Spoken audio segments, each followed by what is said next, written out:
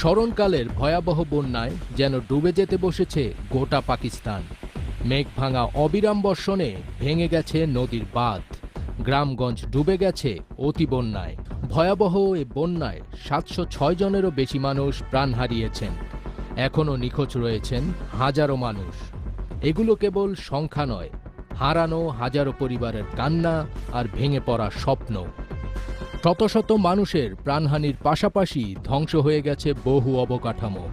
বন্যা ভাসিয়ে নিয়ে গেছে সাধারণ মানুষের ঘরবাড়ি, গবাদি পশুসহ সবকিছু। সর্বশেষ মৃত্যুর ঘটনা ঘটেছে খাইবার পাখতুনখোয়াতেই।